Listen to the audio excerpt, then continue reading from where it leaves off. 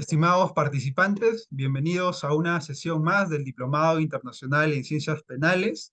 El día de hoy tenemos como ponente al doctor Iván Paredes, quien tratará el tema proceso inmediato.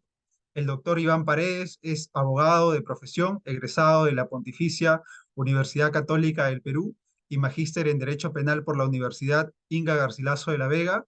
Cuenta con experiencia profesional como secretario del Juzgado del Poder Judicial del Perú, asesor de la alta dirección en el Ministerio de Justicia y Derechos Humanos. Actualmente es director general en la Red de Estudiantes de Derecho Penal, Procesal Penal y Penitenciario. Además, fue presidente del Instituto Nacional Penitenciario y es socio del estudio Paredes Abogados. También es profesor de Derecho Penal, Procesal Penal y Penitenciario en varias casas de estudio de Lima, tales como la Universidad Inca Garcilaso de la Vega, Universidad Nacional Federico Villarreal, la UTP, la UNIFE y UNAC. Doctor, nuevamente reciba un cordial saludo, una cordial bienvenida a nombre de B-Lawyer. Es muy grato tenerlo el día de hoy como ponente en el Diplomado Internacional de Ciencias Penales, en donde expondrá un tema tan bonito como es el proceso inmediato. Sin nada más que decir, doctor, le cedo el uso de la palabra para que pueda iniciar con su ponencia. Muchas gracias. Muchas gracias, te agradezco. Agradezco a Bill Lawyer por esta nueva invitación a sus conferencias. Les reitero mi agradecimiento. Bueno, hoy día vamos a ver el tema referido al proceso inmediato, ¿no? El proceso inmediato porque generalmente todos los identificamos con los delitos de flagrancia delictiva, ¿no? O cometidos en flagrancia delictiva, ¿no? Entonces, cuando comete un delito en flagrancia delictiva, bueno, le van a aplicar el proceso inmediato, ¿no? Entonces, más o menos, eso es la identificación que por lo menos se entiende en la sociedad, ¿no? Cada vez que hay un delito cometido en flagrancia delictiva, se entiende que va a ir un proceso inmediato, ¿no? Pero no solamente es eso, ¿no? Vamos a explicar en sí en qué consiste el proceso inmediato, ¿no? Ustedes saben, pues, que en nuestro Código Procesal Penal del 2004, ¿no? 2004 señala, pues, o establece un proceso común para todos los procesos. Pero también, ¿qué cosa? Ha señalado un capítulo sobre, referido, como he hecho un libro referido a los procesos especiales, que son procesos que se caracterizan, ¿no? O de conformidad a los delitos que se cometen. Por ejemplo, en estos casos, los delitos cometidos en flagrancia delictiva tienen un procedimiento. También los delitos cometidos por altos funcionarios públicos tienen un procedimiento especial. Los delitos cometidos, eh, por ejemplo, delitos contra el honor, delitos de violación de intimidad, son los delitos conocidos por ejercicio de la acción privada, ¿no? Aquellos personas que se sujetan a la colaboración eficaz, también hay un proceso por colaboración eficaz. A los que se sujetan a la terminación anticipada, también hay un proceso que se denomina como el nombre que hemos señalado, ¿no? Terminación anticipada, y así. Entonces, igual las faltas, hay un proceso por faltas también, ¿no? Aquellos delitos menos graves que se entiende que están en nuestro Código Penal, las denominadas faltas, también tienen su proceso especial. Entonces, vuelvo a repetir, hay un proceso común que se aplica a todos los procesos, salvo a quienes o a cuáles, a los que se encuentran como procesos especiales. Entre ellos, ¿a cuál tenemos? Tenemos al de proceso inmediato, al proceso inmediato. A ver, ¿qué es el proceso inmediato? ¿Qué se caracteriza el proceso inmediato? El proceso inmediato se caracteriza primero por su simplicidad procesal. Simplicidad procesal.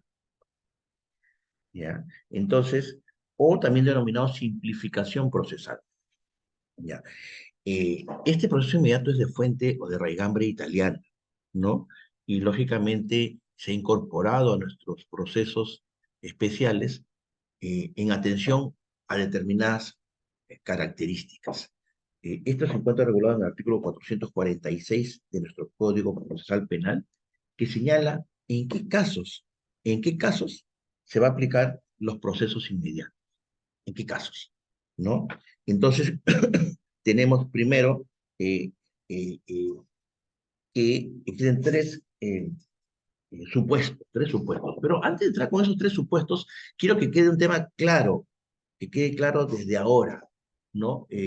Nosotros siempre, como les digo, hemos identificado, flagrancia delictiva, inmediatamente proceso inmediato. Primero, que quede esto claro, eso es falso. No necesariamente. O sea, no porque haya un delito en Francia delictiva, inmediatamente tenemos qué cosa, que aplicar proceso inmediato, como le digo, es falso. A ver, primero eso que quede claro. Los procesos inmediatos no se van a aplicar o no se aplican para delitos complejos, o para procesos complejos, perdón, para procesos complejos, o para delitos graves, ¿no? No se aplican para estos casos. Entonces, supongamos que tengamos un caso de feminicidio, ¿no?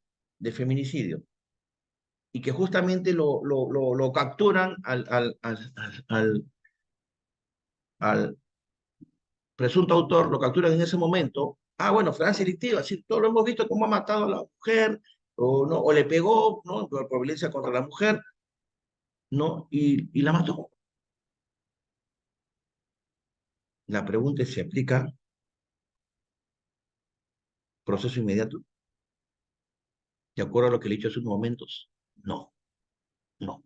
Por más que sea Francia delictiva, vuelvo a repetir, que quede claro que para procesos complejos, que lo vamos a desarrollar más posteriormente, no, pero que quiero que quede claro en un primer momento. Para procesos complejos no se aplica proceso inmediato. Así haya Francia delictiva, no se aplica. Segundo, para hechos graves o delitos graves, cuando feminicidio, secuestro, violación de menor de edad, para esos casos no debe aplicarse proceso inmediato. ¿Por qué? Por la sencilla razón que le explicaremos luego, que en principio esos hechos graves, pues una persona va a ser sentenciada a cadena perpetua, ¿no? Ustedes saben, pues, por los casos de violación de menor de edad, se la condena, ¿cuál es? Cadena perpetua. Y por lo tanto, si es con cadena perpetua, la pregunta es, ¿estos procesos inmediatos han sido desarrollados justamente para condenar rápidamente o con celeridad, pero podrán condenarse también a feminicidas, violadores de menores eh, que tienen cadena perpetua?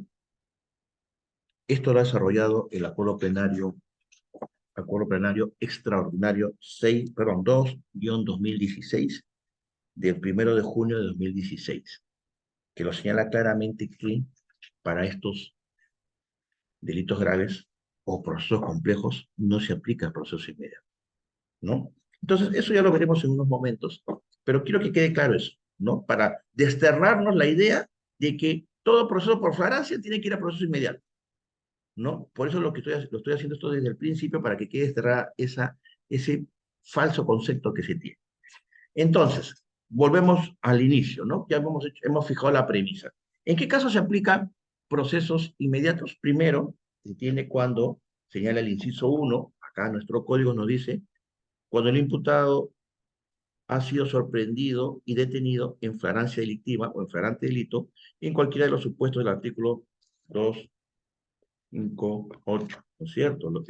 Y para eso, pues, tenemos que remitirnos ¿a dónde? Nos tenemos que remitir a la detención policial, ¿no es cierto? Al famoso capítulo sobre la detención policial, que habla justamente de flagrancia. Ustedes saben, pues, que la flagrancia delictiva solo y únicamente puede ser eh, eh, detenido una persona por la policía cuando está en estado de flagrancia, ¿no es cierto?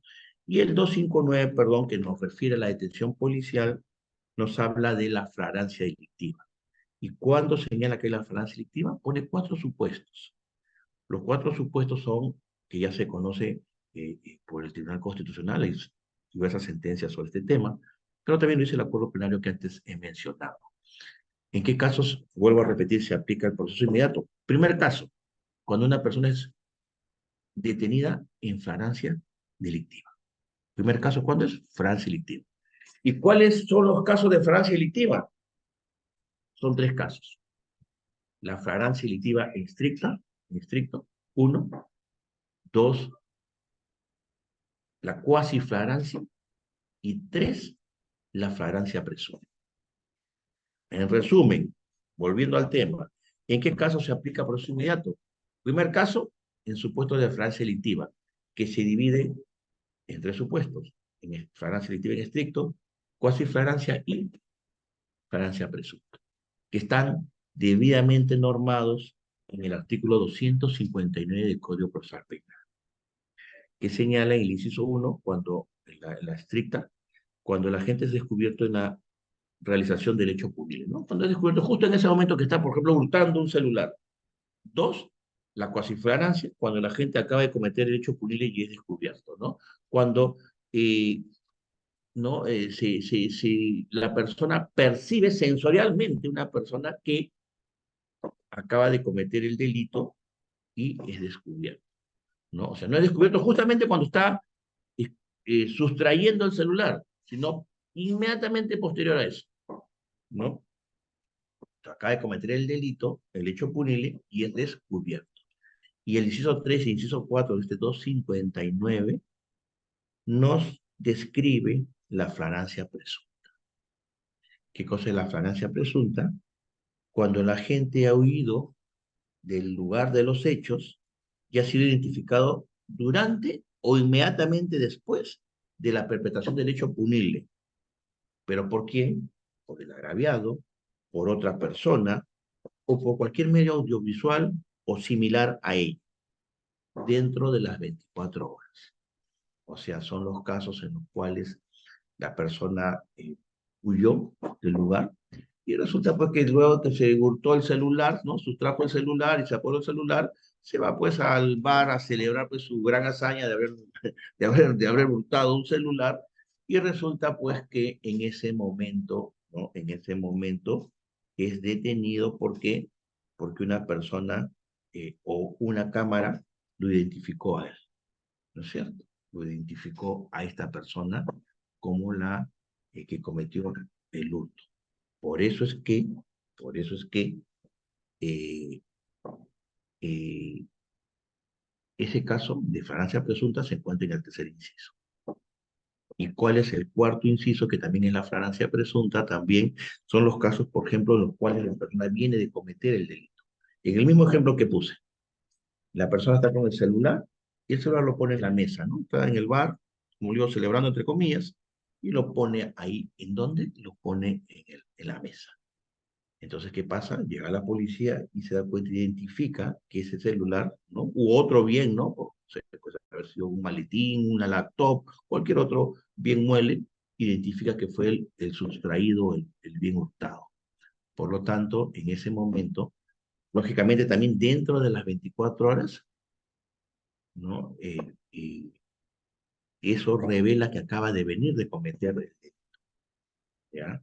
Entonces hay que tener en estos temas de la flagrancia presunta dos temas importantes, ¿no? Primero, ¿qué cosa?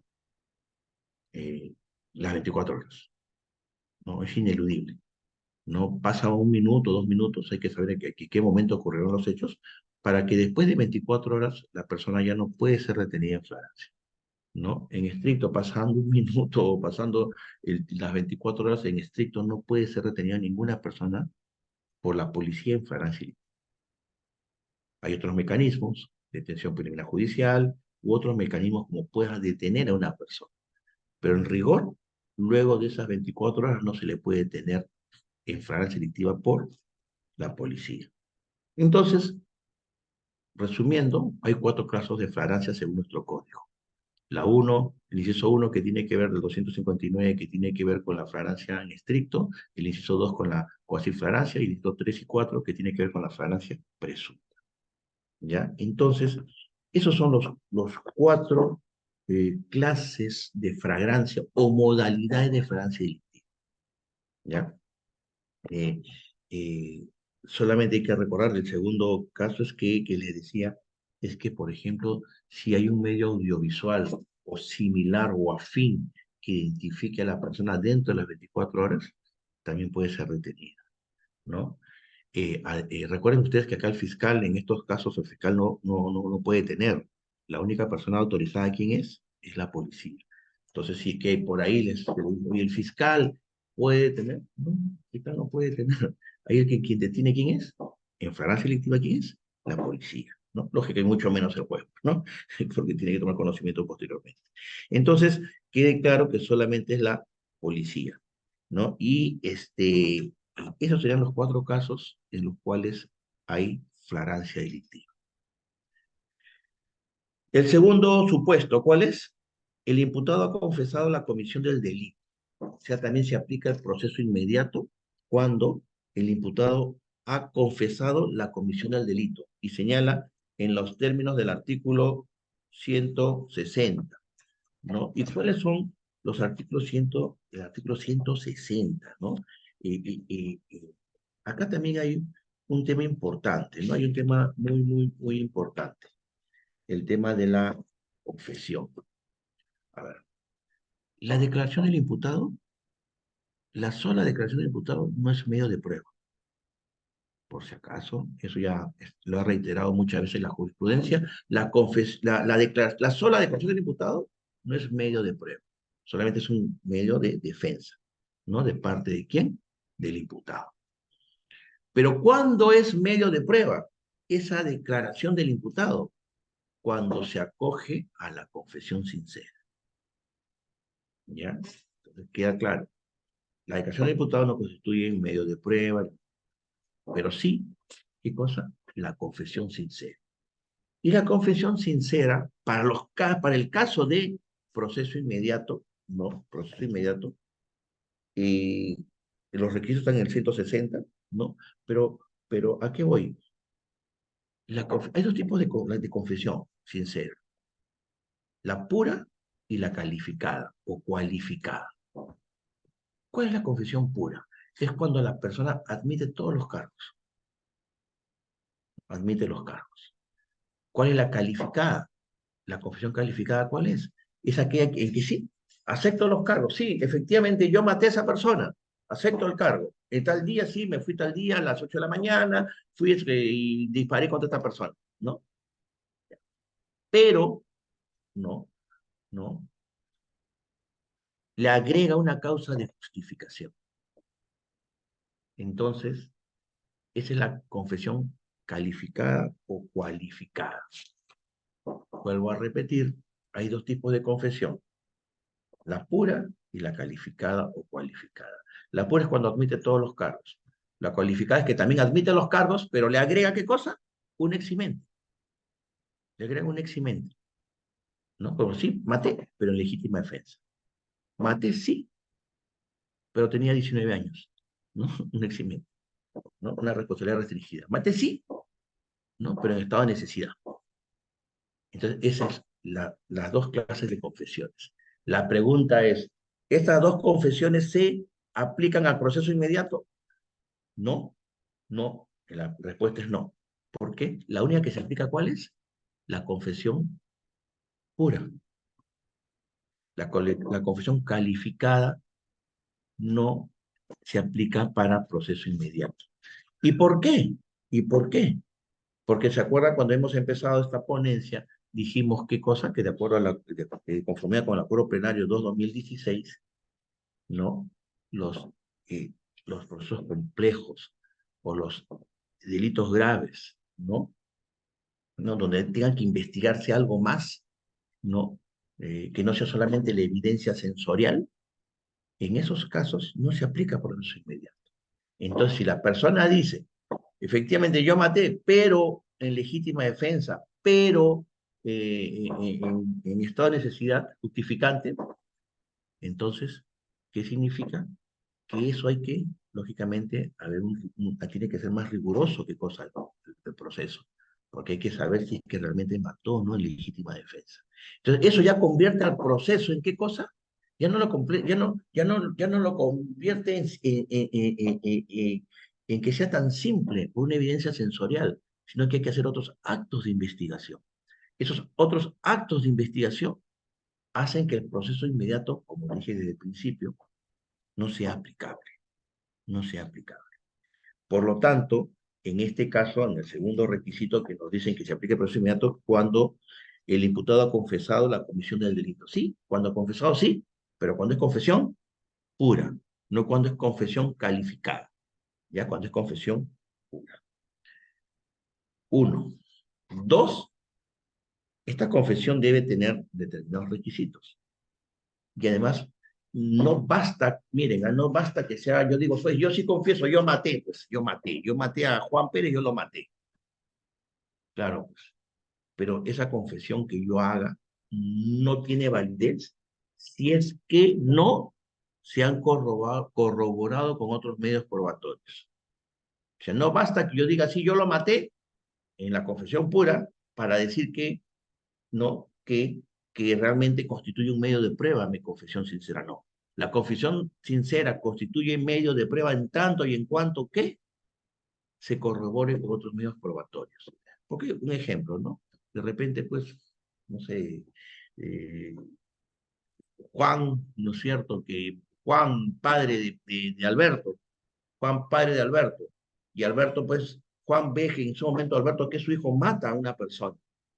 Juan, que es el padre, puede decir, no, no, no, hijo, tú no digas que tú lo mataste, ¿no? Que lo quieras, yo voy a echarme la culpa. Entonces el padre agarra y cuando llega la policía dice, no. El padre dice, sí, yo la maté ¿para qué?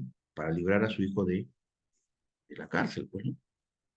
Entonces, es un claro ejemplo de que no basta que que acepte los cargos, ¿no? Y que se eche la responsabilidad encima para decir que constituye un medio probatorio, ¿no? Por eso que se tiene que corroborar, como le vuelvo a repetir, esa declaración, esa confesión, tiene que ser corroborada con otros medios probatorios.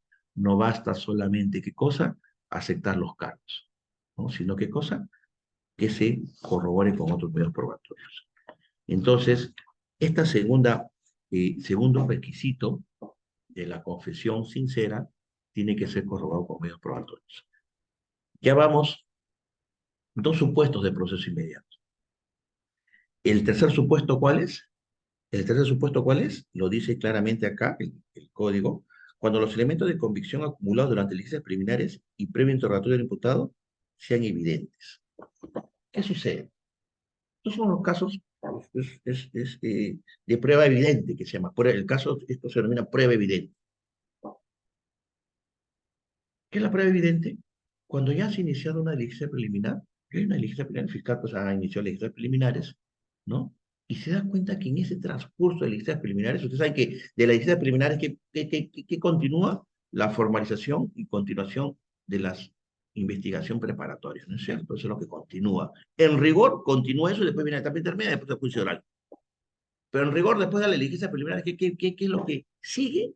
¿Qué etapa sigue o qué etapa sigue? La formalización de la investigación preparatoria. Pero según este artículo del proceso inmediato que nos dice que si los elementos de convicción acumulados durante las diligencias preliminares, ¿no? Son evidentes, o sea, son contundentes, ¿no? Se puede aplicar el proceso inmediato, ¿ya? Entonces, ¿qué trae como consecuencia de que haya proceso inmediato? Y se los voy adelantando, ¿no? ¿Por qué proceso inmediato? Porque no hay etapa intermedia. No hay etapa intermedia en el proceso inmediato. A diferencia del proceso común, que tiene, como digo, les dije a ustedes, diligencias preliminares, formalización, investigación preparatoria, etapa intermedia y juicio oral, no. Acá en el proceso inmediato, chau, adiós, la etapa intermedia. No hay etapa intermedia. Que lo veremos luego. Estamos viendo ahorita los requisitos para incoar el proceso inmediato, para iniciar proceso inmediato, para incoar proceso inmediato. Ya, entonces, ¿cuál es la tercer supuesto? Cuando, cuando de las diligencias preliminares se, o existen elementos de convicción evidentes. Entonces, cuando hay elementos de convicción evidente, el fiscal ya no dice, bueno, continúe formaliza la investigación preparatoria. ¿Ya? Sino, ¿qué cosa hace? Solicita el inicio de qué? Del proceso inmediato, donde vuelvo a repetir, no existe etapa intermedia. No existe etapa intermedia, ¿ya? Lo cual lo desarrollaremos en unos momentos. En conclusión, miren, ¿cuáles son los supuestos de aplicación de proceso inmediato? ¿Cuándo aplicamos proceso inmediato? En fragancia delictiva, ustedes saben que hay cuatro modalidades, ¿no? Según nuestro Código Procesal Penal, hay cuatro modalidades de fragancia delictiva. En esos cuatro casos aplicamos ¿qué cosa? Proceso inmediato. Uno. Dos, cuando hay confesión sincera, debidamente corroborada con otros medios probatorios, y además que se trate de la confesión pura. ¿Y el tercer caso cuál es? Cuando en las diligencias preliminares ya se inició diligencias preliminares, ¿no? Se iniciaron diligencias preliminares y terminan las diligencias preliminares, ¿y qué sucede? hay elementos de convicción evidentes, contundentes, y que el fiscal, a ver, que son tan evidentes estos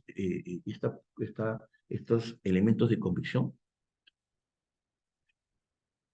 él solicita ante el juez penal, que solicita proceso inmediato. ¿Ya? Como vuelvo a repetir, no hay etapa intermedia. Pero además dije algo al principio que ahora sí lo traemos a colación. ¿Qué dice? ¿Qué les dijimos a ustedes? Que cuando se trata de procesos complejos, no se aplica proceso inmediato.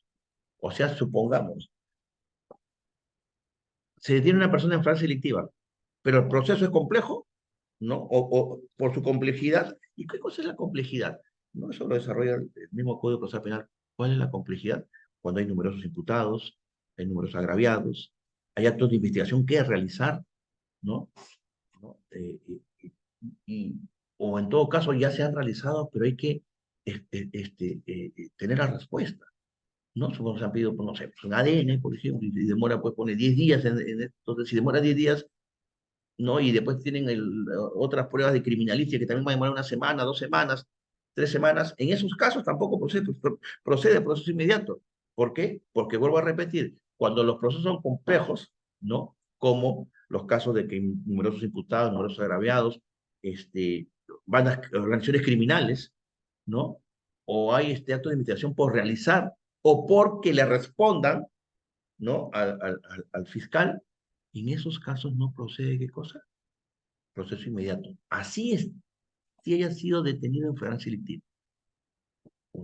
Dos, también, así haya confesado sinceramente, ¿no? En confesión pura, como les dije, y también los procesos son complejos, tampoco procede. ¿Ya? Igual en la prueba evidente que elige, que es el tercer requisito, el supuesto, tampoco hay procede. Por eso es que desde un principio en esta conferencia les dije, el proceso inmediato no va a proceder si es que los procesos son complejos o por delitos graves. Por delitos graves. ¿Ya? Eso sí, hay que tenerlo claro. Por delitos graves. Y como ustedes saben, pues los delitos graves, ¿cuáles son? ¿Cuáles son los delitos graves? Secuestro, todo lo que tiene cadena perpetua, ¿no? O sea, los delitos graves se entiende en principio lo que tienen cadena perpetua, ¿no? Pues son varios: violación de menor, secuestro, feminicidio, si hay dos agravantes, ¿no? Y también se entiende no solamente lo de cadena perpetua en principio, sino aquellos que tienen pues más de 25 años, ¿no? Por ejemplo, homicidio calificado, sicariato, ¿no? Tráfico de drogas, ¿no? Y así delitos que tengan más de 25 años. Eso ya no hay, el acuerdo plenario no dice pues cuánto es un delito grave, no lo dice el acuerdo plenario que menciona, no dice que es más de 20, ni 15, ni 30, no lo dice, ¿no? Pero por lo menos podemos deducir que los delitos graves, ¿cuáles? Los que tienen más de 25 años de pena privativa de libertad, ¿no? Eso sí se los digo, quien les está hablando no lo dice el acuerdo plenario. El acuerdo plenario solamente habla de cadena perpetua, ¿no? Y deja el albedrío de que pues analice qué otro delito puede ser grave, ¿no? Yo en estricto debo suponer que son aquellos delitos de mayor de 25 años. Recuerden ustedes, el derecho penal es objetivo, y al ser objetivo, ¿cómo medimos cuando un delito es grave? ¿No? Medimos cuando un delito es grave por la pena, por la pena, ¿no? Por la pena, ¿ya? Entonces, por ejemplo, hay veces podemos pensar, el aborto, es un delito grave, claro, está matando a un ser que está por nacer, ¿no? Sí, pues, pero el aborto, la pena es, el autoaborto, la pena es no mayor de 2 años. No, el aborto con consentimiento de 4 a 6 años. Entonces, en puridad, podríamos decir que es un delito grave, objetivamente, de acuerdo a la, a la, a la pena, ¿no? ¿No? En esto sí, al menos quien les habla siempre he señalado esto, ¿no? La pena hay que ser objetivo. Un delito es grave cuando la pena tú ves que es grave, ¿no es cierto? O sea, si tiene más de 20, 15 años, delito grave. Pero si la pena tiene 2, 4, 6 años, en rigor, no, comparado con otros delitos, no es tan grave. ¿Ya? Entonces, eso que quede claro sobre estos casos de proceso inmediato. ¿Ya? A ver, ¿Qué otros casos también se puede aplicar proceso inmediato? Y lo dice el propio código. Miren, el propio código señala qué cosa. Para dos casos, para dos delitos. El de omisión de asistencia familiar y el de conducción en estado de ebriedad. Omisión de asistencia familiar y conducción en estado de ebriedad. Señalan nuestro código que hay que aplicar. Ahora bien, acá también hay que ser rigurosos en este tema, ¿no? Miren, acá también algunos han interpretado, algunos, ¿no? El Ministerio Público, algunos fiscales interpretan, algunos jueces también, que son al final los que deciden, ¿no? Los son los que deciden. Ah, acá dice textualmente que se aplica, dice, ¿no? Que dice, miren lo que dice textualmente. Independientemente de lo señalado en los numerales anteriores, el fiscal también deberá solicitar la incoación o la iniciación del proceso inmediato para los delitos de omisión de asistencia familiar y los de conducción en estado de ebriedad, sin perjuicio de lo señalado en el numeral 3 o 7 del Código Penal. Entonces, todos lo han tomado como que es obligatorio. Ah, no, para todos los casos de omisión de asistencia familiar, por eso es inmediato. Para todos los casos de conducción en estado de ebriedad, por eso es inmediato. Falso, falso.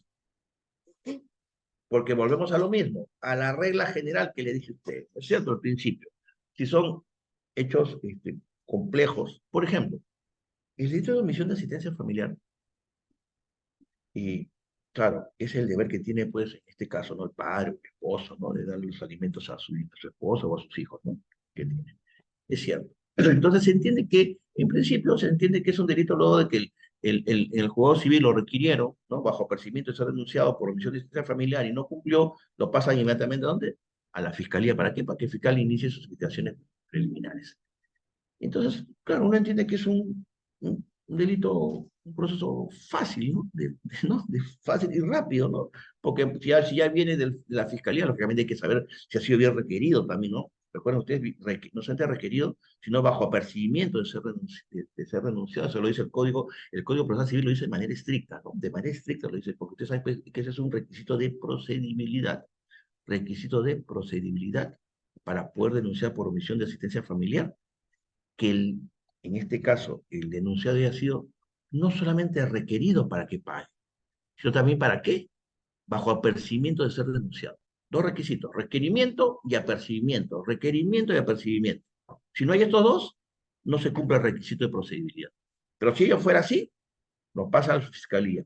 Entonces lo pasa a la fiscalía y claro, bueno, entonces proceso inmediato. Ah, no, ahí paren un rato ahí.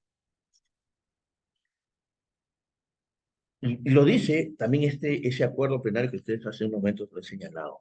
A ver, ¿quiénes son los que deben ser condenados, ¿no?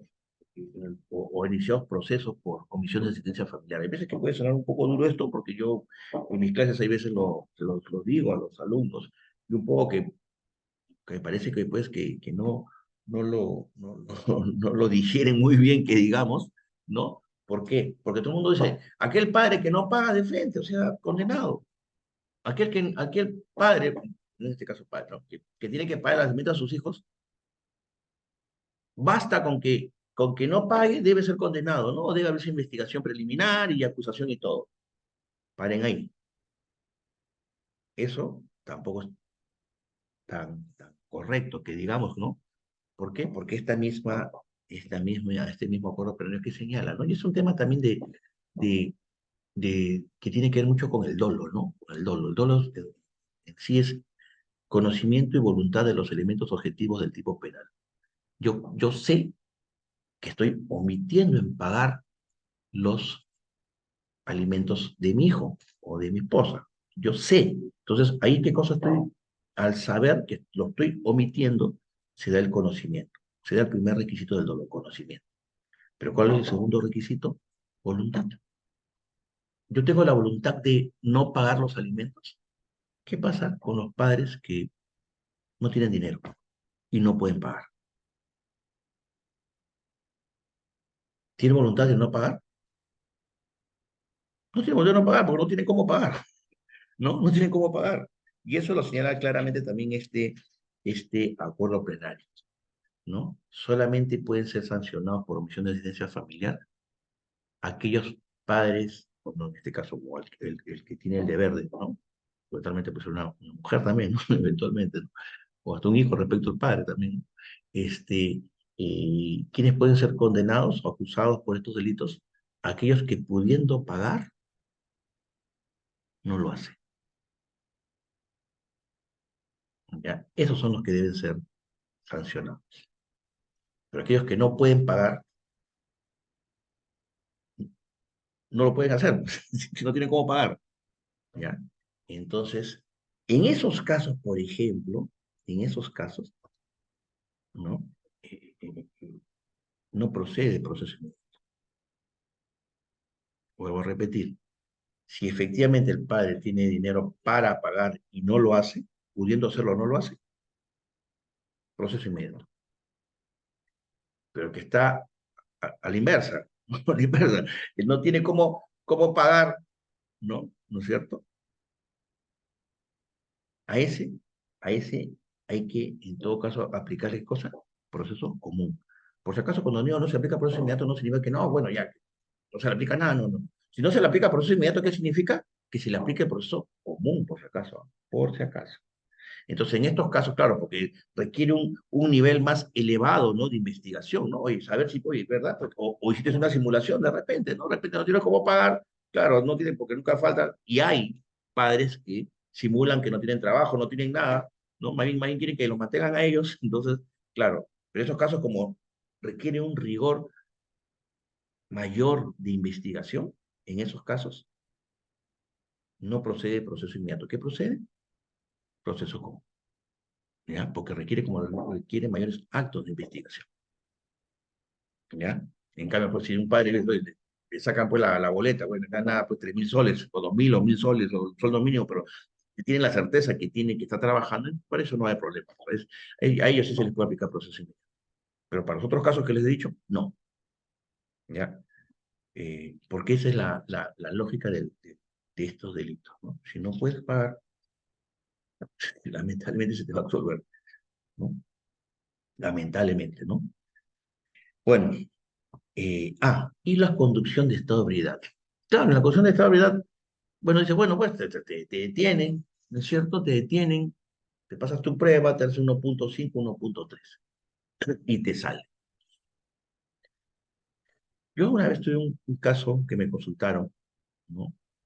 ¿Y qué sucede? Que eh, una persona había sido detenida, una persona había sido detenida. Ahora esta persona, bueno, no sé quién es el nombre, ¿no? Pero es un juez, es un juez, ¿no? Pero cuando no era juez fue detenida por conducción de estado de ebriedad. Pero él le salió, pues, le hicieron la prueba, salió que estaba alcohol, ¿no? Pero él discutió que él tomaba, no recuerdo realmente qué jarabe era o pastillas que era, que le arrojaba como alcohol. Y él había hecho un peritaje de parte que efectivamente él tomaba esas pastillas porque él sufría de asma, ¿no? De bronquios, y tomaba un remedio, ¿no? Muy especial, ¿no? Porque él tenía lo que yo sé, yo lo conocí también de años y era cierto, sufría de bronquios, de asma, eh,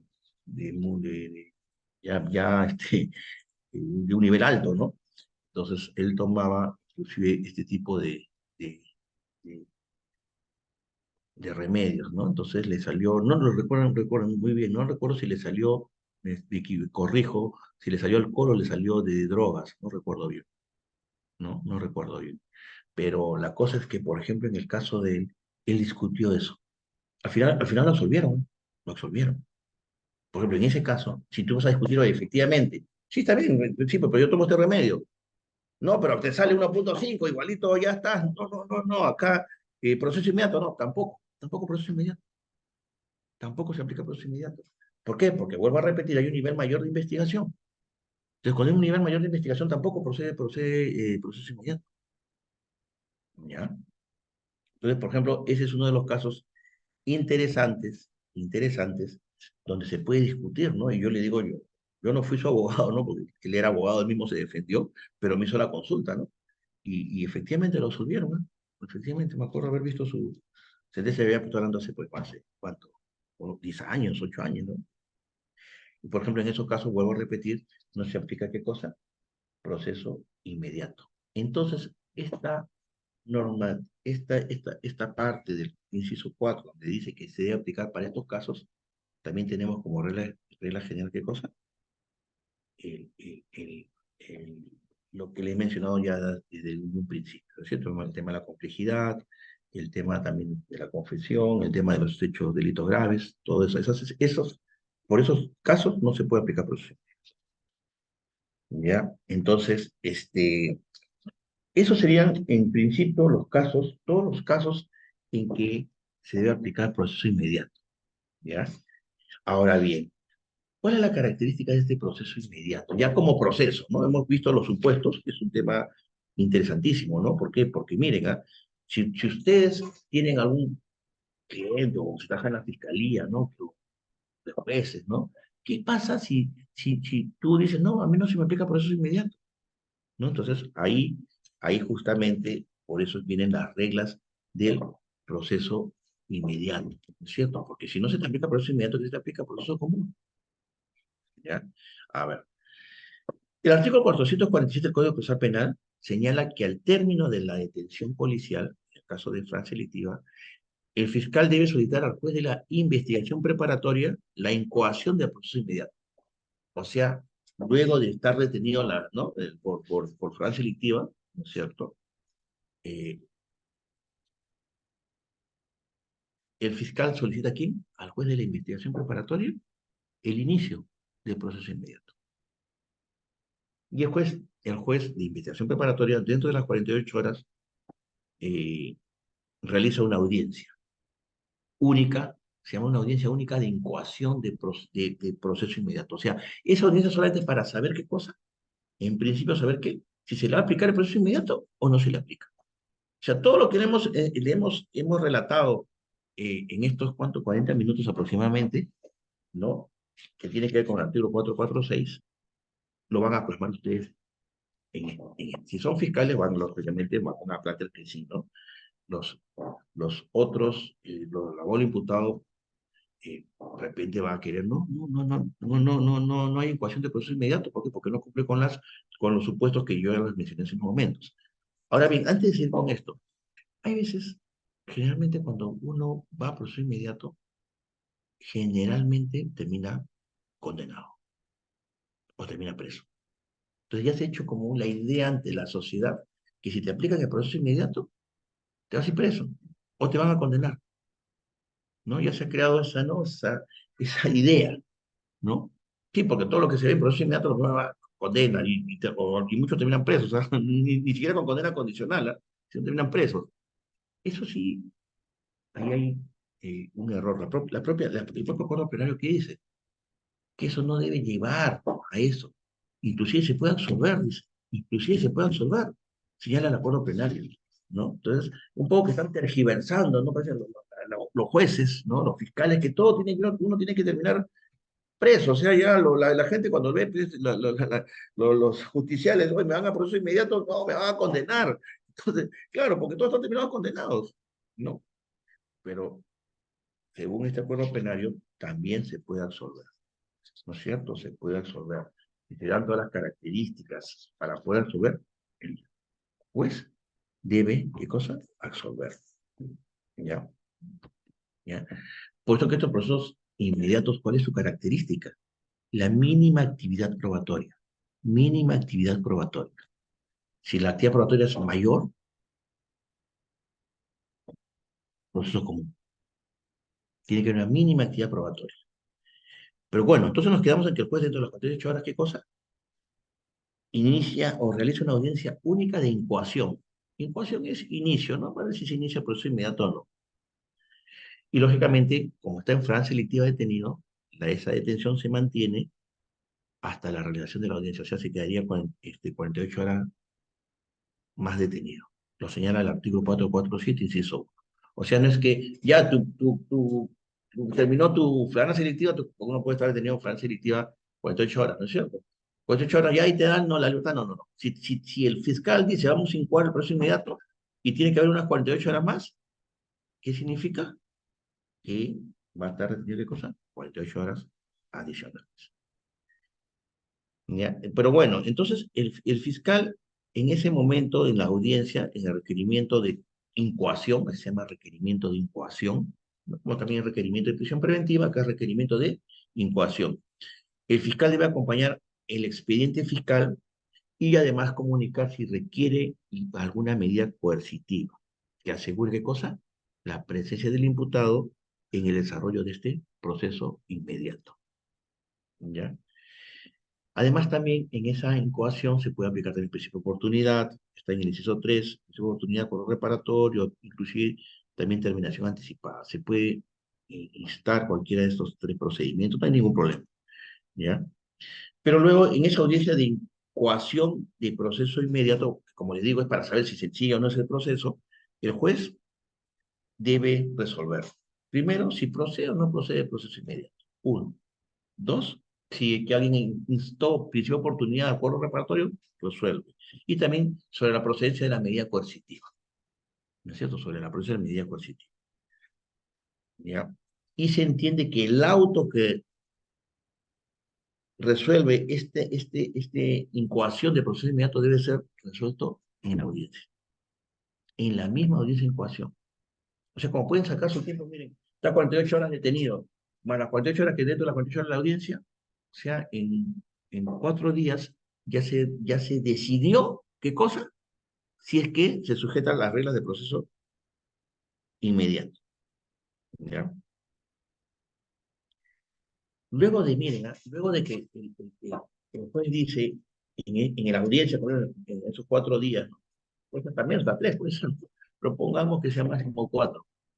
El juez dice sí, procede el proceso inmediato, ¿no? ¿Qué sucede? El fiscal procede a formular acusación en el plazo de 24 horas, bajo responsabilidad. Miren, 24 horas. O sea, esos 4 días, le aumentas un día más, se entiende que en el quinto día, ya el fiscal, ¿qué tiene que hacer? Presentar su acusación fiscal dentro de 24 horas. Luego de eso, el juez de la investigación preparatoria, que es el que ha llevado la investigación, ¿no? Remite al juez penal competente. O sea, de ahí, ¿qué hace? El expediente lo remite ¿a dónde? Al juez penal competente. ¿Y qué hace este juez penal competente? ¿Dicta qué cosa? Ese juez penal competente, que es el juez pluripersonal, que es el que dicta el auto de enjuiciamiento y el auto de citación a juicio. Auto de enjuiciamiento y el auto de citación a juicio. Entonces, miren, ¿no? En 5 días, el fiscal acusado, ¿no? Prácticamente en 5 días acusado, ¿no? Acusa, directamente acusa, ¿y a dónde lo envía? Al juez penal, en este caso unipersonal. ¿Para qué? Para que ese juez dicte qué cosa, el auto de enjuiciamiento, ¿no? ¿Y qué día va a ser el juicio? Pues se llama auto de citación a juicio, ¿no? Auto de citación a juicio, o sea, ¿qué día va a ser el juicio? Eso ya pasó a manos de otro juez, ¿ya? Entonces, luego de eso, ¿qué sucede? Acaba ya lo que se denomina el proceso de incoación de este caso del proceso inmediato. ¿Ya? Entonces nos quedamos, miren, el juez, en el quinto día, ¿qué hace el juez? Señala fecha para juicio oral. Como pueden ver, no hay etapa intermedia. No hay etapa intermedia. ¿El fiscal qué cosa hace? Acusa. ¿Ya? No hay etapa intermedia. ¿No? Por supuesto, ¿no? Por supuesto que tampoco hay pues, la continuación de investigación de preparatoria, tampoco. ¿No? Entonces, ahí qué cosa sucede, ya vamos a juicio. O sea, en 5 días, ahí hasta que fecha señale, fecha para juicio, ¿no? Eh, eh, ¿Lo envía a dónde? Al juez unipersonal, al juez penal competente. Dice acá el artículo 448, el juez penal competente realiza la audiencia única de juicio inmediato en el día, en el día. En todo caso, su realización debe no exceder las 72 horas desde la recepción.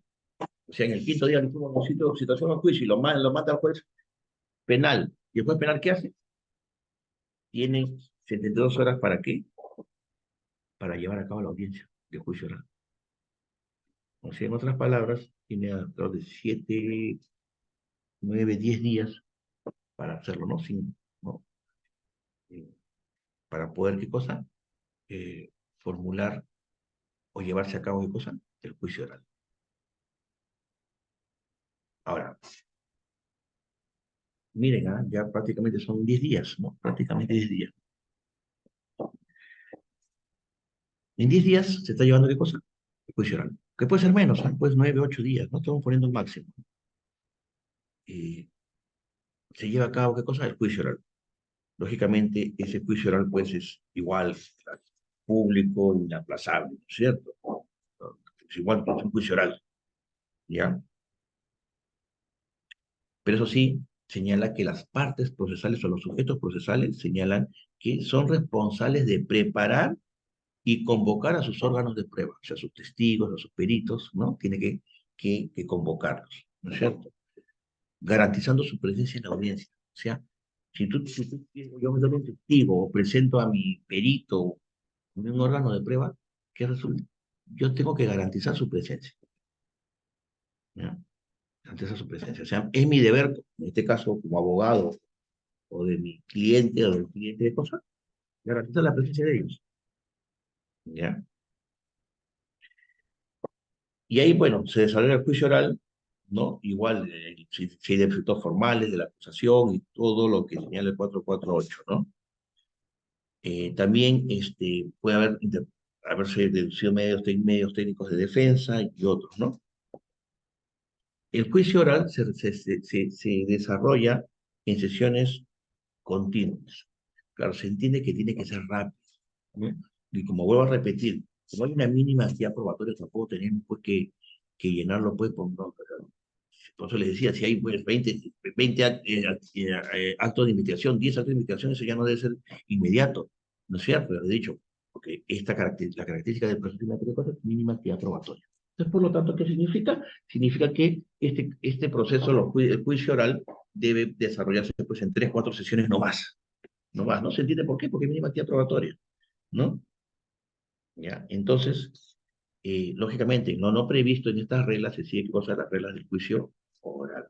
Y luego de ello, ¿qué cosa? El juez dicta sentencia, ¿no? Entonces, estos casos tranquilamente pueden durar de 15 días, ¿no? Si son bien llevados, a un mes. Claro, puede haber otras contingencias, ¿no? Pero en principio, luego de esto, pues, lógicamente, luego de eso puede haber una apelación, lógicamente, o puede hacer un recurso de apelación, lógicamente de la sala, ¿no? De la sala, ¿no? Entonces, eh, eh, y luego de eso termina el proceso inmediato, ¿no es cierto? El proceso inmediato. Entonces, en resumen, para acabar, ¿no? Todo lo que tiene que ver con el proceso inmediato. El proceso inmediato, ¿qué cosa se basa en qué? En conclusión, primero, simplificación procesal. Uno. Dos, mínima actividad probatoria. Tres, se da en 3 supuestos. Prueba selectiva, confesión sincera y prueba evidente, ¿no? Y además, lo principal, como les digo, siempre y cuando no sean, ¿no? Delitos graves, que entiendo yo debe ser más de 25 años, por lo menos, ¿no? Y lógicamente la cadena perpetua es indudable, ¿no? Imagínate, un feminicidio no vas a poder condenar pues en un mes, pues, ¿no? No es porque que defender un feminicidio y nada por el estilo, ¿no? Sino que se entiende que hay que ser más riguroso para imponer cadena perpetua a una persona, hay que ser más riguroso y lógicamente la actividad probatoria tiene que ser mayor, ¿no es cierto? Tiene que ser mayor porque hay actos de investigación más profundos que hacer, ¿no? Igual que hay una violación de menores, ¿no? Violación de menores. Se entiende que hay que ser rigurosos en estos casos, por eso que la actividad probatoria tiene que ser mayor.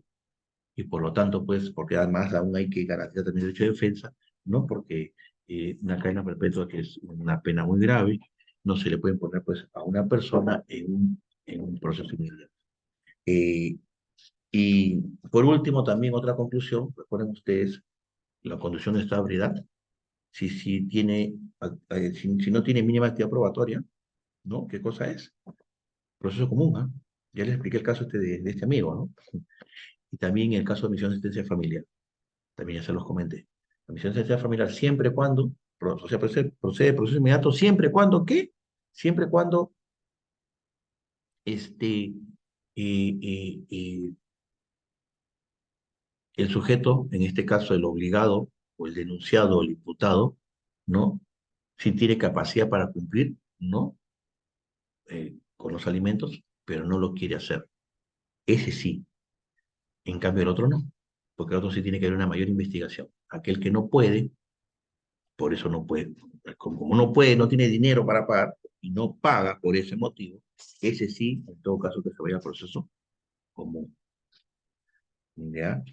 Y ya para terminar, el tema este que les dije, que eh, en estos casos también, ¿qué cosa? Como última conclusión, también se puede absorber, ¿no? Creo que, al menos de los que se sabe, muy pocos acuerdos han habido, yo, bueno, no he visto ninguno, pero sería bueno hacer una estadística, ¿no? Una estadística aparte del Poder Judicial, ¿no? De la Fiscalía, saber cuándo de todos estos procesos todos han sido condenados, y no solamente condenados, quiénes en efectiva y quiénes con suspensión de la ejecución de la pena o condena con la llamada condena con... Bueno, este, jóvenes, muchas gracias, muchas gracias. Si hay cualquier pregunta, cualquier inquietud, por favor me la hacen saber. Muchas gracias.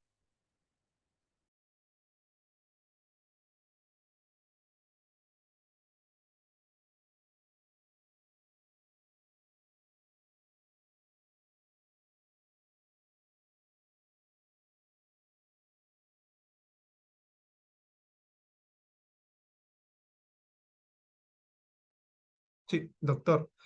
Muchas gracias por su ponencia. Si alguno de los asistentes, alguno de los participantes tiene alguna interrogante, puede alzar su manito o en todo caso dejar la pregunta en la bandeja de mensajes.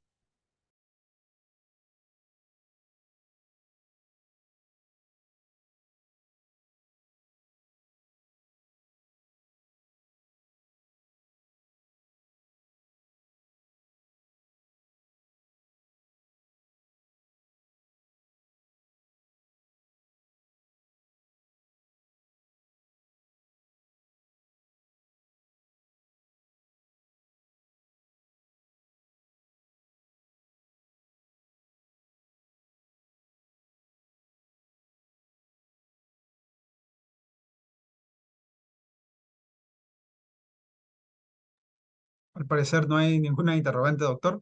Ha sido ah, sí, hay una. Hay una.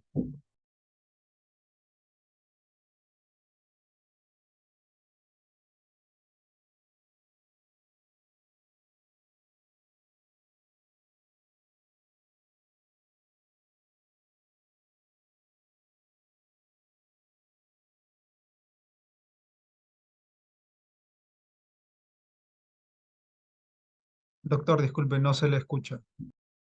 Sí, estaba con él. Sí, acá hay una pregunta de Wilson Terán, disculpen que había cortado. Wilson Terán me pregunta, en el caso de delito de omisión de asistencia familiar para aplicar el proceso inmediato, ¿cómo se acredita la posibilidad económica? Gracias. No, gracias a ti, Wilson, por la pregunta. A ver, miren, a ver, un poco para tocar ese tema que ya lo habíamos visto, ¿no? Pero un poquito para profundizar. ¿Qué se entiende? Se entiende que, por ejemplo, ¿no? El delito de omisión de asistencia familiar, ¿de dónde proviene? Ya le dije a ustedes que viene de los juicios de alimentos, ¿no es cierto? Juicios de alimentos donde si él deja de pagar, lógicamente, el, el, el, el- el- en este caso el demandado, deja de pagar los alimentos, ¿no? Les dije a ustedes que tiene que haber un requisito de procedibilidad. O sea, no se puede denunciar por omisiones de asistencia familiar si es que no ha habido un requerimiento o un apercibimiento al demandado. O sea, tiene que ser así textualmente, por si acaso, ¿ah? Porque esto también puede ser materia de cuestión previa, ¿no? Porque usted sabe que la cuestión previa, ¿qué cosa es? Se interpone cuando, cuando falta un requisito de procedibilidad o cuando se omite un requisito de procedibilidad. Entonces, tiene que decir así expresamente, se le requiere al demandado tal, que pague tanto, tanto, ¿no? Coma, bajo apercibimiento de ser denunciado por delito de omisión de asistencia familiar. Así tiene que ser, lógicamente, válidamente notificado. Hay algunos casos que no han sido notificados bien. Entonces, el abogado, un abogado ducho, se va a dar cuenta, oye, por empezar, acá no me has requerido, ¿ah? Me estás denunciando, pero me estás denunciando, me estás poniendo apercibimiento, sí, pero no me has requerido. O a la inversa, no me has requerido, me has requerido, pero no me has apercibido. Entonces, requisito de procedibilidad. Interpone qué cosa, su cuestión previa, ¿no? Y además, qué cosa, válidamente notificado, ¿ah? Por si acaso, o sea, esas cositas que hay veces, bueno, si el abogado es experto en el tema, esas cositas hacen que puedas regresar todo y volver todo nuevamente a que vuelva a, a, a, a, a requerir ya, a percibir. Pero bueno, luego de eso pasa ¿a dónde? Al juzgado. Perdón, al juzgado, perdón, a la fiscalía. En la fiscalía, el fiscal lógicamente va a la investigación preliminar. ¿No? Va a investigación preliminar. Generalmente los casos. ¿Cuál es el otro caso? Que, que, ¿no? Que en ese momento vea investigación preliminar que diga, ah, no, proceso inmediato, proceso inmediato. Entonces ya le dije a ustedes, para que sea procedimiento que tiene que ver mínima actividad probatoria. Entonces, hay dos casos. El primer caso, ¿cuál es el caso común? ¿En ese no hay problema? Aquel caso en el cual el sujeto tiene dinero para pagar, pero a pesar que tiene dinero para pagar, saben pues que gana 1.000 soles, 5.000, 10.000 soles o 3.000, no tiene para pagar, ¿qué cosa? Ese, a pesar de eso, no paga. A ese sí, proceso inmediato. A ese sí. Pero cuando ya no, ¿por qué? Porque hay una mínima actividad probatoria. O sea, ha venido con todo, este gana, pues, no trabaja pues en, no sé, en una universidad, trabaja en Nachel, trabaja en Petroperú y tiene plata, entonces, y encima no quiere pagar. A ese sí, proceso inmediato, ¿no? Porque no hay, ¿qué más actividad probatoria hay? No hay más actividad probatoria. En cambio, la cosa cambia cuando viene y el sujeto, ¿no? No tiene dinero para pagar. ¿No? No tiene dinero. Y ahí hay muchos casos. No tiene dinero para... A ver, primero la regla general. Si no tiene dinero para pagar, ¿no? O sea, no tiene, demuestra que le dice, no, yo no tengo dinero para pagar, no trabajo, bueno, X, no trabajo, no tengo cómo pagar, ¿no? Con la justa que tengo para mi comida. Ese, ese, si no tiene cómo para pagar, para hacer alimentos a otros, a pesar que debe tener, no sé, un requerimiento pues, de 2.000, 3.000 soles, lo botaron de su trabajo, pues, siempre y cuando no sea simulado, por si acaso, ¿no? Si pasara eso, si pasara eso, ¿no? Y que hay que discutir ese tema, ¿no es cierto? Ya no en un proceso inmediato, porque ya no requiere una mínima actividad probatoria, eso ya requiere una mayor actividad probatoria, mayores actos de investigación, ¿cierto? En esos casos, ¿no? Procesos común, proceso común. Y además dice, este acuerdo plenario que dice que aquellos que no, que están en esta situación, más allá que tiene que ser un proceso común, porque hay que investigar bien, lógicamente, hay que investigar bien si tiene o no tiene dinero para pagar, ¿no? Pero si no lo tuviera, ¿qué señala este acuerdo plenario? ¿Qué señala? Hay que absolver, hay que absolver. Así sea un poco grosero lo que uno dice, no, pues oye, pero todo tiene que pagar el padre, sí, sí, pues, pero si no tiene, por eso le decía, ahí solamente tenemos que hacer uso del dolo. ¿El dolo qué cosa es? Conocimiento y voluntad. Saber que tengo que realizar ese, saber, conocer que estoy omitiendo para pagar los alimentos. Sé, por supuesto que sé, sé que estoy omitiendo, pero ya nos falta el segundo elemento del dolo. ¿Cuál es?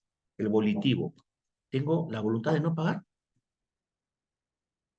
Si no tengo plata, si no tengo plata, ¿cómo voy a poder pagar? ¿No? Entonces, en esos casos, no procede eh, eh, eh, al margen que debe ser un proceso común porque hay que investigar más, como les digo, pero en principio, según pues, no deberían ser condenados, señala este acuerdo plenario, por si acaso. ¿No? Hecho todo este resumen nuevamente para poder responderle y, sí, y decirle sí que efectivamente, ¿cómo que está la presión económica?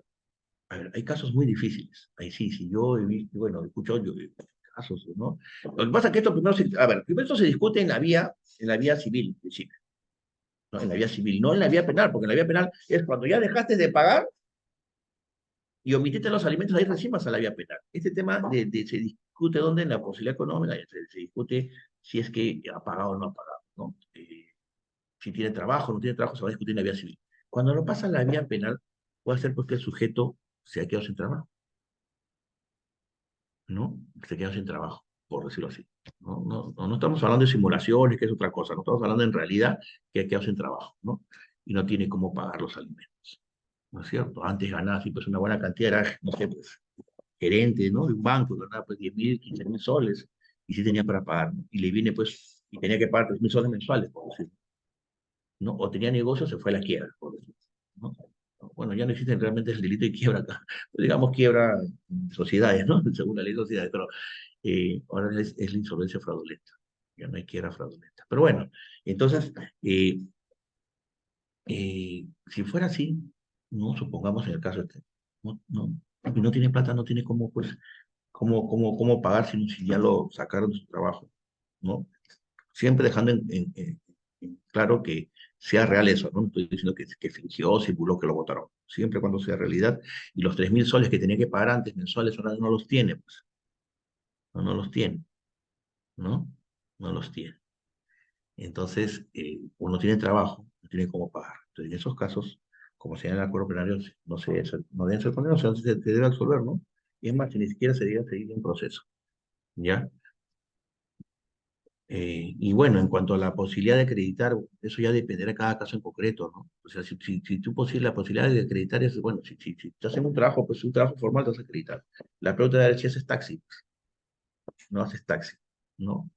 Ahí hay realmente, también la informalidad hace, pues, de que estos temas, la informalidad en nuestro país, hace que estos casos, por ejemplo, aquellos, y hay gran mayoría, ¿no? Dice, oye, mi esposo me pasa, pues, también, disculpen, hay unas miserias que pasan, pues, 20 soles semanales, 30 soles semanales, que también a veces es ridiculizar también a los alimentos a sus hijos, pero lamentablemente existe, ¿no? Entonces, la pregunta es, ¿cómo acreditas? Oye, sí, pues, pero él hace taxi, y a veces él dice que a veces hace taxi o no hace taxi, entonces, ¿cómo acredita? ¿No? Entonces, ahí la informalidad en nuestro país ahí nos juega en contra, ¿no? Porque no hay nada estipulado, ni saber pues, cuánto puede sacar en efectivo. Ahí el juez ya dará la valoración, cuánto es el que más o menos, valoración en conjunto, cuánto es el que debería darle la pensión, en este caso, a aquellos que no tienen cómo eh, eh, probar o demostrar cuánto ganan, hacer una valoración conjunta y darle unos alimentos a su hijo o a su esposa, ¿no?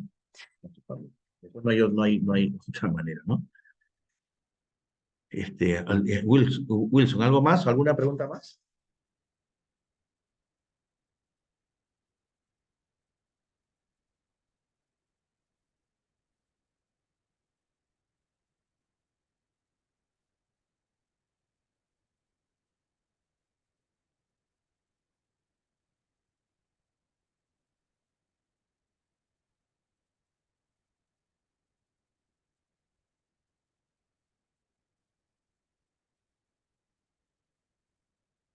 Ah, ya, perdón.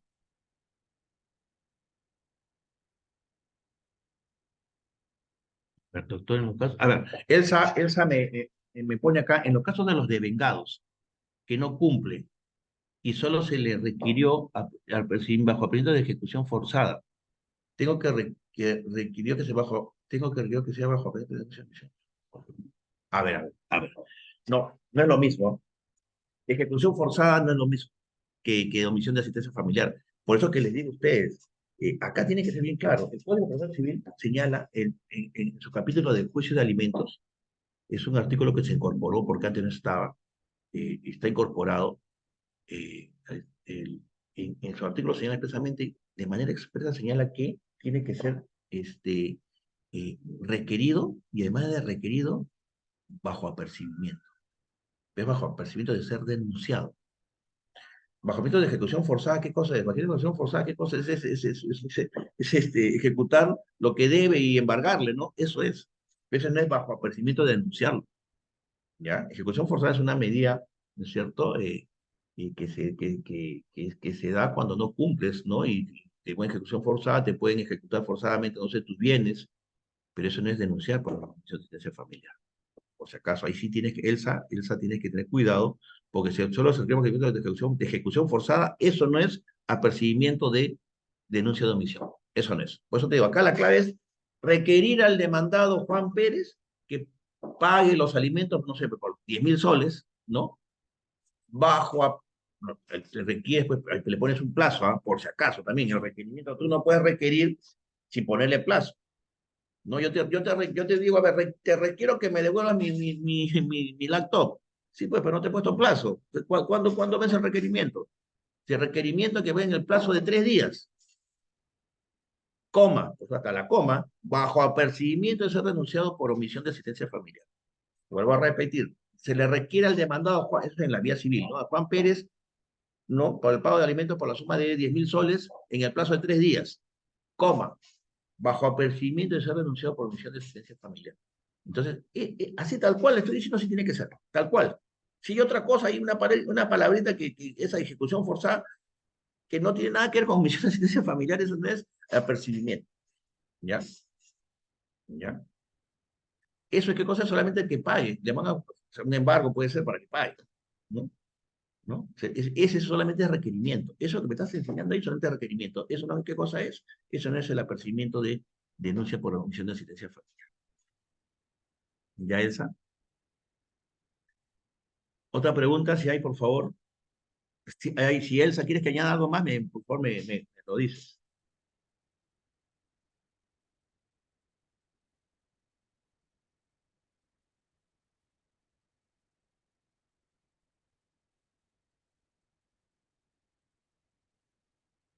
No, el monto pago no se anula, no se anula. Porque cabe la posibilidad que esa persona, pues digo, un caso X, la persona pues era gerente de, no sé, pues, no sé, o bueno, trabajaba en Petroperú, tenía ganada 10.000 soles mensuales. Y pone que 6 meses no consigue trabajo, ¿no es cierto? Con la justa tiene para él mismo, ¿no es cierto? Por decirlo así, ¿no? Y entonces, lógicamente, te dice, "Ah, ya que pague", pues, pero él dice, oye, a mí ya me votaron, no tengo cómo pagar, ¿no? No tengo cómo pagar, ¿no es cierto? Entonces, eh, eh, claro, por eso les decía, ahí está la gran diferencia. Cuando sí tiene cómo pagar, proceso inmediato. Cuando no tiene cómo pagar, eso sí lo dilucían donde en un proceso común, que demora más tiempo y van a tener más tiempo para poder hacer más actos de investigación. Cabe la posibilidad que en esos 6 meses, ¿no es cierto?, de repente consigue trabajo. Entonces no tienes por qué eh, eh, eh, anular el monto sigue ahí. Porque ¿qué pasa si consigue trabajo? ¿No? En el ejemplo estoy diciendo que fue gerente de una empresa y vuelve a conseguir trabajo, normalmente tiene nuevas expectativas, hasta puede ganar más. Entonces, ese monto, cuando dice, ah, ya, ahora sí trabaja, pum, todo lo que me debía antes, ahora sí, y ahora sí me voy a demostrar entonces que sí paga, que sí tiene trabajo y le pagan, a ese sí proceso inmediato. Pero mientras no tenga, esté en el tema de que no sabe cómo, que no tiene plata, eso sí, a proceso común, ¿no? Y efectivamente el monto no, el monto siempre está latente, el monto siempre. ¿No? Yo me imagino que él también, cuando no tenga trabajo, va a pedir, pues, si antes pagaba, pues, si ganaba 10.000 y pagaba, ponle 2.000 de pensión, yo imagino que él pedirá, pues, una variación también, ¿no? Diciendo que no tiene cómo pagar. Aunque algunos no lo hacen, ¿ah? Algunos no lo hacen, ¿no? Sí, sí, ¿no? Porque eh, no le tienen ni siquiera tanto interés de darle alimento a los hijos, que menos, si no, imagínense, ¿ah? Si no tienen tanto interés de darle alimento a los hijos, menos tienen interés en los procesos, ¿no? Entonces, eso, ¿no? Entonces, eh, eso es así, ¿no? ¿Alguna otra pregunta, jóvenes?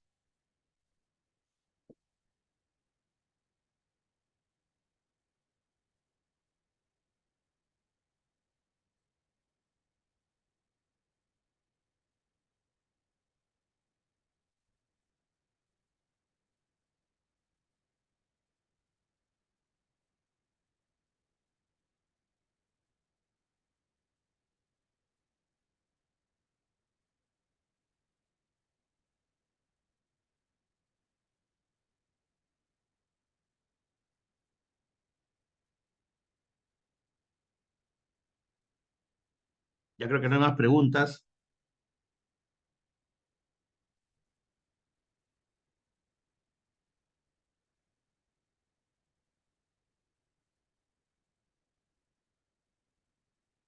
A ver, creo que Elsa me dice si lo requerí con 3 escritos para que se ordene.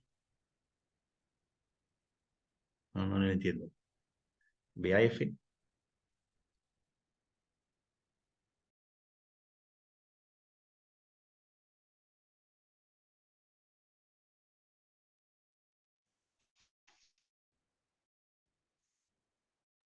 A ver, yo entiendo, a ver, Elsa, que me está diciendo, a ver, si lo has requerido, si tú tienes que decirle al juez, ¿no? Al juez civil, oye, requiérelo, ¿no? Requiero, y mira, en estos casos, Aló, doctor,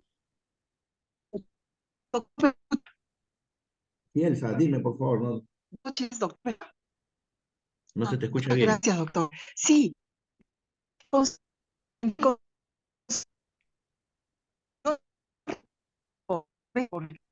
No, no te escucho, Elsa, Elsa, no te escucho, ¿ah? No te escucho con intermitencia. Ah, em, doctor, ¿y ahora sí Sí, me escucha un ahora sí, poquito Elsa, ahora mejor o sí, no? ahora sí. Aló, aló. Sí, ahora sí te escucho. Ahora te fuiste, Elsa.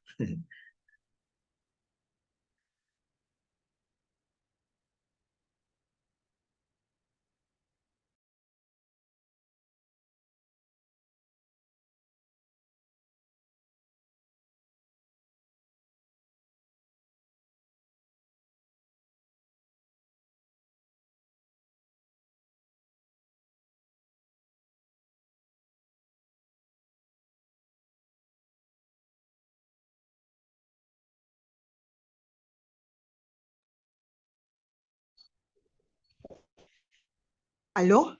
Sí, Elsa, por favor, para terminar, ¿Doctor? dime, sí, dime, Elsa, ya para terminar, pues te estamos esperando.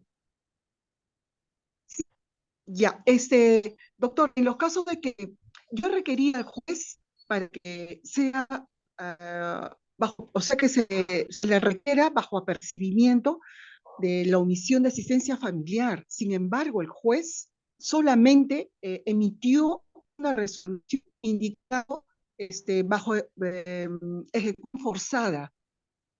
¿Cómo haría en este caso, doctor? ¿Seguiría Ya, no, insistiendo? mira, sí, Me- mira, Elsa, lamentablemente, tu caso yo tengo ahí, a veces, no soy civilista, pero como llevo casos de omisión de asistencia familiar, uno ve y realmente así hay personas como tú, ¿no? Que los jueces definitivamente, yo les digo lo mismo, ¿no? Pongan así, ¿no? Bajo apercibimiento todo, y al final de la hora no lo hacen, no lo hacen. Y a ti, lo que te está pasando a ti, también le pasa a un montón de abogados o abogadas o mujeres ¿no? Que están por los alimentos y lamentablemente los jueces así lo ponen. Así tal cual lo han puesto. Tú lo único que tienes que hacer ahí es decir, ir a hablar con el juez. Oye, señor juez, ahora, ten en cuenta también ten en cuenta que los especialistas son los que le ponen el expediente al juez, ¿cierto? Ten en cuenta. Entonces, el juez también agarra y firma, porque que no son tan, que son negligentes también, o lo firman nomás y ponen eso. Tienes que ir a hablar directamente, ir a hablar e insistir, ¿no? ¿No? Sí, a ver, insistir, eh, Elsa ir a hablar con el juez o con el especialista, ¿no? Oye, ¿sabes que yo te estoy poniendo esto en un escrito? ¿No es cierto? O en todo caso, deja sin efecto ese escrito perdón, deja sin efecto la resolución y provee bien mi escrito, porque está mal proveído tu escrito. Tú piensas una cosa y te ponen otra cosa. No tienes, cuando tú hablas a hablar con el juez y el especialista, ¿no? Y lógicamente metes un escrito igual, y es un escrito diciéndole de todas las falencias que tiene. Tú piensas una cosa y te salen con otra, ¿no? Y como te decía, eso pasa a bastantes personas. Yo he visto que les pasa a veces me da hasta cólera porque si le estoy poniendo claramente que requiere lo que paguen en 3 días tal cantidad y además bajo apercibimiento está renunciado si es que no paga y aún así el juez me pone cualquier cosa, ahí está. ¿Ya? Entonces tienes que ir, como te iba a hablar, y prestar un escrito nuevamente diciéndole pues que no está proveyendo tus escritos de acuerdo a tu pedido, ¿no? Tienen que hacerlo ahí, Ok. porque Ya, si no doctor. te van a seguir, esas van a seguir volviendo a ser. Yo te digo, yo tenía una amiga que un día me hace la consulta porque dice que tenía un abogado y a su abogado le estaban poniendo igual como tú, pero diferente, ¿no? Le ponían otras cosas. Y le ponían cualquier cosa. Y nunca le pusieron omisión de asistencia familiar hasta que creo que recién, creo que después de un año, yo le dije que ponga así, lo mismo que Dios. dije a ti, lo mismo que dije a ti, le dije, dile, inclusive me pasó con su abogado, le dije, anda y dile esto, ¿no? Ponle así textualmente. Si es posible en negrito, ponlo y en mayúsculas para que aprenda el juez a proveer un escrito. Y bueno, y al final sí lo hizo, ¿no? Y al final sí logró hace un mes, recién estaba Ya, feliz, doctor. porque estaba feliz mi amiga, porque después de un año, recién le estaban requiriendo para que pague. Doctor, yo sí 3 años, doctor, Ah, eso ya pero pasaste. voy a insistir. Sí, insiste, insiste, anda, anda. Si no, Doctor, mira, lo único que muchísimas te queda al gracias. final, cosa que no es mi estilo, mira, si ya habías 3 años, le manda lo mismo al mismo juez, y no te entiende, no te queda otra que ir a quejarlo, pues, al juez. Mira, yo generalmente tengo una regla general, no me gusta quejar a jueces. Pero ya cuando, si tú me estás contando que ya 3 años y le puedes representar lo mismo, y el juez no te provee nada, lo único que te queda es Exacto, quejarlo. Uno que ir a la Carlos, OMA, ¿no? A la ODECMA a a la quejarlo, OCMA. sí, a quejarlo, porque ya se colmo. Ya, doctor, ¿Ya? Ya, Elsa. ya, Gracias, doctor. gracias, Muchísimas gracias, doctor. gracias. Bueno, entonces, chicos, ya creo que no hay más preguntas. Gracias. El B-Lawyer no está, el representante. Ya, ya creo que no hay más preguntas. Sí, doctor, muchísimas gracias por haber respondido cada una de las interrogantes de los participantes. Ha sido una ponencia excelente donde nos ha explicado los supuestos que se llevan en un proceso inmediato. Nos ha explicado de manera sistemática, ordenada, muy bien entendible, doctor.